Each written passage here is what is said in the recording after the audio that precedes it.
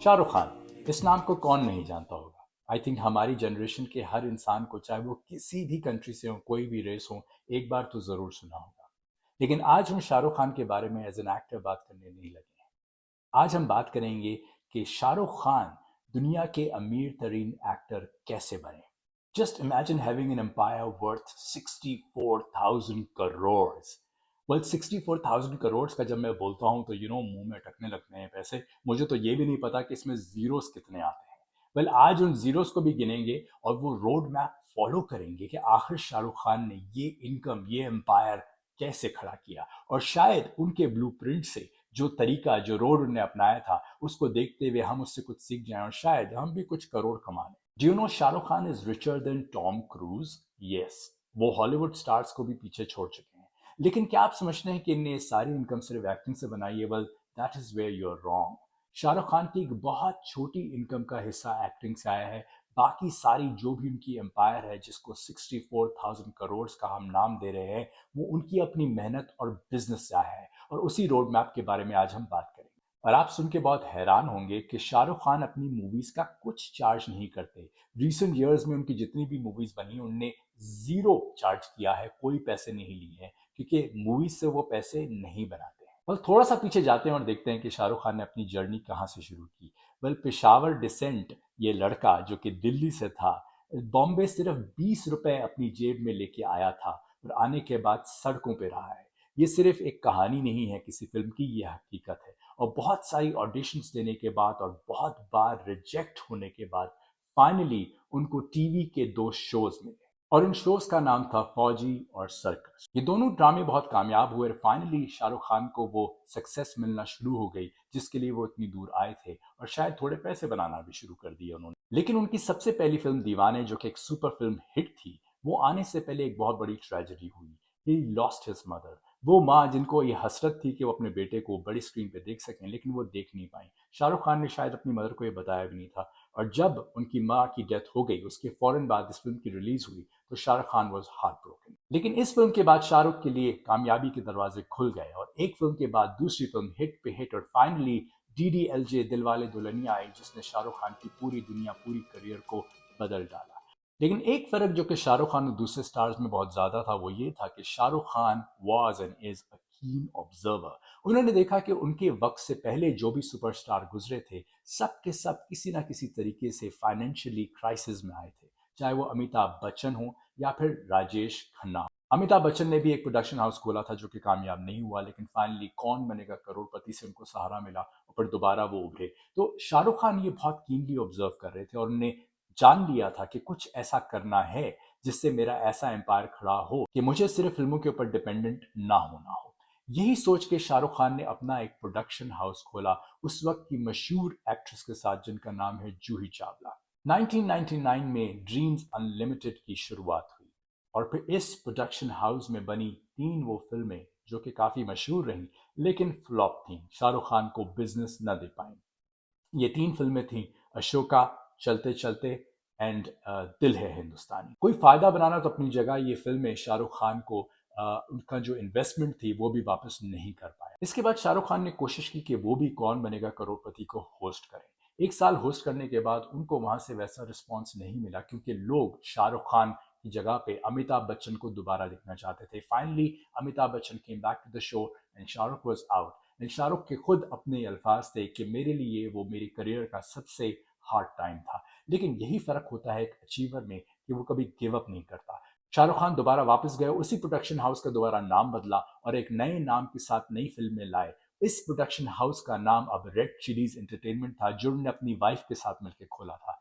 अब जो फिल्में रिलीज हुई, उन फिल्मों ने धूम मचा दी। पहली फिल्म थी मैं हूं ना, जो कि 25 करोड़ से बनी थी, लेकिन शाहरुख खान को ये फिल्म 75 करोड़ का फायदा देके गई। सेकंड फिल्म जो कि 2007 में बनी थी और फरहान ने उसे डायरेक्ट किया था, इस फिल्म का नाम था ओम शांति ओम। ये फिल्म 40 करोड़ में बनी थी और शाहरुख खान को 150 करोड़ का फायदा देके गई। और इसके बाद एक फिल्म के ऊपर दूसरी फिल्म, सब फिल्में हिट होती चली गई और कहते हैं कि शाहरुख खान पर एनम 500 करोड़ बना रहे थे उस टाइम पे। लेकिन यहाँ पे आके शाहरुख खान ने रोक नहीं दिया। उन्होंने ये नहीं कहा कि मैंने बहुत बना लिया, I should sit down, relax and enjoy my money. उन्होंने कहा नहीं, this is the right time to invest in the right direction. और एक चीज़ जो शाहरुख खान को कामयाब बनाती है और जो कि कांस्टेंट उनमें नज़र आती है, वो ये है कि उन्होंने कभी क्विट नहीं किया और हमेशा कंसिस्टेंट रहे। कहते हैं, मैंने ये बात अक्सर अपनी मेमन कम्युनिटी में सुनी है और मैंने उनसे ये बात सीखी भी है कि वो कहते हैं कि जिस जगह पे आपने अपना पैसा गँवाया है, आप उसी जगह से दोबारा पैसा ज़रूर कमाते हैं। एंड आई थिंक शाहरुख भाई को भी शायद कोई मेमन दोस्त मिला होगा जिसने उनको यही मशवरा दिया होगा, and that is why he kept on producing his films. शायद उन्होंने प्रोडक्शन हाउस का नाम तो बदल दिया लेकिन काम अपना वो नहीं छोड़ा, क्योंकि वो जानते थे कि जिस जगह पे उनने पैसे खोए हैं वहीं से वो दोबारा पैसा बनाएंगे और उसी काम से बनाएंगे जिसको वो जानते हैं। अब शाहरुख खान एक बहुत ही स्मार्ट और ज़हीन इंसान है, ये तो हर कोई जानता है, कोई भी इस बात से इनकार नहीं करेगा। एंड शाहरुख खान ने बहुत अच्छी तरीके से समझ लिया था कि दो चीज़ें ऐसी हैं जो कि इंडिया जिसके बगैर नहीं रह सकता है, बल्कि साउथ एशियन पूरा कॉन्टिनेंट उसका दीवाना है। एक है Bollywood and second is cricket. तो यही सोचते हुए शाहरुख खान ने क्रिकेट में इन्वेस्ट किया। बात कर रहे हैं आईपीएल के बारे में। तो 2008 में उन्होंने दोबारा जूही चावला के साथ मिलकर कोलकाता नाइट राइडर खरीदी एंड इसको तकरीबन 630 करोड़ में उन्होंने खरीदा था। लेकिन इतनी बड़ी इन्वेस्टमेंट करने के बाद उनको रिटर्न्स नहीं मिले, क्योंकि यहाँ से उनको नुकसान होना शुरू हो गया, उनकी टीम जीत नहीं रही थी। और शायद लगता है कि जूही चावला और शाहरुख खान का जब भी साथ होता था, उनका बिजनेस कामयाब नहीं जाता था। लेकिन अगेन शाहरुख खान बीइंग शाहरुख खान, उन्होंने इस बात को छोड़ा नहीं कि जहां मैंने पैसे डाले हैं वहीं से रिकवर करूंगा।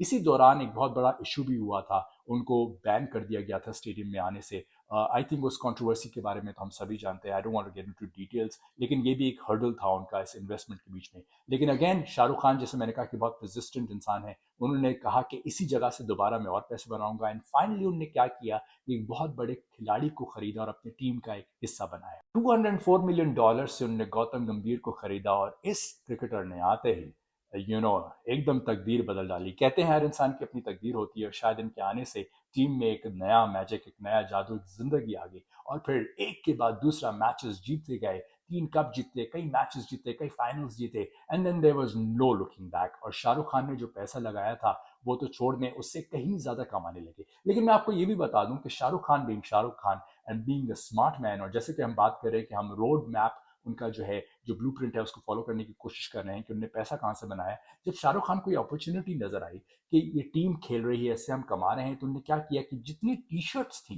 क्रिकेटर्स की, उसको स्पॉन्सर करना शुरू कर दिया। अगर आप देखिए उनकी टीम जो है उसमें छोटे छोटे छोटे, कहीं आपको बहुत सारे बैजेस नजर आएंगे, प्रिंट्स नजर आएंगे, और बड़े बड़े स्पॉन्सर्स, जब तक वो खिलाड़ी खेल रहा है उनका वो जो भी उनका प्रोडक्ट है वो नजर आता रहेगा। And he got a lot of money for that. एक मैस वेल्थ उनको वहां से मिली, क्योंकि बहुत सारे स्पॉन्सर्स ऑन बोर्ड आए। और क्रिकेट से जो भी बनता था वो तो अलग था, लेकिन जो स्पॉन्सरशिप थी, he made great wealth out of. और बात जब स्पॉन्सरशिप की हो या ब्रांड एम्बेसडर की हो, वह शाहरुख से बेहतर कौन जानता है।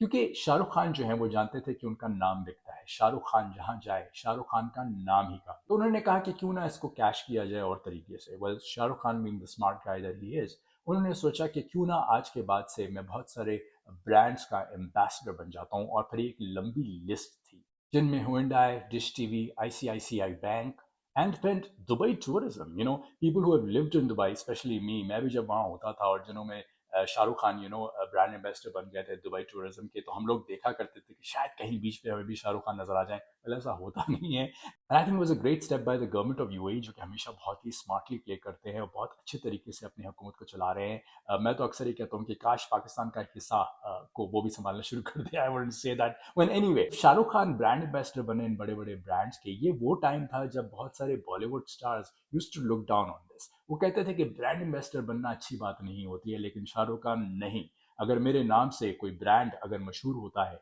and I get paid well for it, I'm definitely going to do it. And I'll say, smart guy. कहते हैं ना कि don't put all your eggs in one basket, and I'm sure this is what Shahrukh Khan believed in. इसी वजह से उन्होंने एक बहुत बड़ी कंपनी थी जिसमें 26% शेयर्स खरीदे थे, जिसका नाम था किड्जेनिया। किड्जेनिया जो है वो 4 साल से लेके 16 साल के बच्चों के लिए डिफरेंट प्रोडक्ट्स बनाते हैं, और जिसमें गेम्स हैं, कपड़े हैं, टॉयज हैं। शाहरुख खान जब उसके 26% स्टेक होल्डर बन गए, तो उन्होंने इस कंपनी को इंडिया में भी इंट्रोड्यूस किया, एंड फिर वहां से अगेन एक मैसिव वेल्थ बनाई।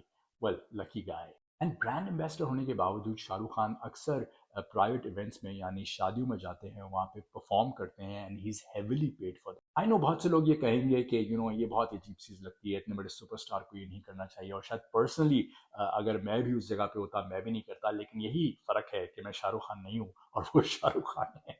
वेल आई थिंक उनको लगा कि वो एक एंटरटेनर है, और एज एन एंटरटेनर उनको जहाँ बुलाया जाएगा, एक अच्छी पे चेक उनको दिया जाएगा, एक हेफ्टी मोटा पे चेक दिया जाएगा, वो ज़रूर परफॉर्म करेंगे। Well great for him because he has made a lot of money with those performances and appearances. Well why not, he is Shahrukh Khan.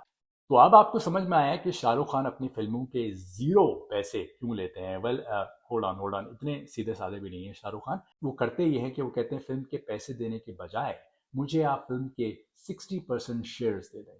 यानी फिल्म जब रिलीज होगी, बॉक्स ऑफिस पे आएगी, तो उसकी जितनी भी कमाई होगी बॉक्स ऑफिस की, उसमें से 60% मेरा है। एंड इस कमाई में से उन्होंने बहुत कुछ कमाया है। यही वजह है कि फिल्म का 1 रुपया नहीं लेते हैं, वो कहते हैं कि give me shares in the film, and I think it's a very smart move. And last not the least, I think ये तो कोई भी एक आम जैसा लेमैन भी जानता होगा कि जब आपके पास पैसे आते हैं तो पहली चीज़ आप ये करना चाहते हैं कि आप प्रॉपर्टी में इन्वेस्ट करते हैं। Well Shahrukh Khan has invested in properties, not just in Bombay and Delhi. उनका अपना जो बॉम्बे में घर है जो कि बीच फेसिंग है, जिसको मन्नत कहते हैं, वो खुद जो है अब 200 करोड़ का हो चुका है। इसके अलावा दुबई में उसकी कई प्रॉपर्टीज़ हैं, लंदन में उनकी कई प्रॉपर्टीज़ हैं। वेल रियल एस्टेट में इन्वेस्ट करना I think it's a very smart move, क्योंकि हमेशा प्रॉपर्टी रियल एस्टेट की अप्रिशिएट ही करती है, आपको फ़ायदा ही देके जाती है, कभी नुकसान नहीं देती है। It's very rare that it happens. So again that was another smart move Shahrukh Khan के। उनके पास जो पैसे पड़े थे, उन्होंने बहुत सारी प्रॉपर्टीज़ में इन्वेस्ट कर दी। This was the complete road map of Shahrukh Khan कि उन्होंने 20 रुपए से लेके 6,000 करोड़ रुपए कैसे बनाए।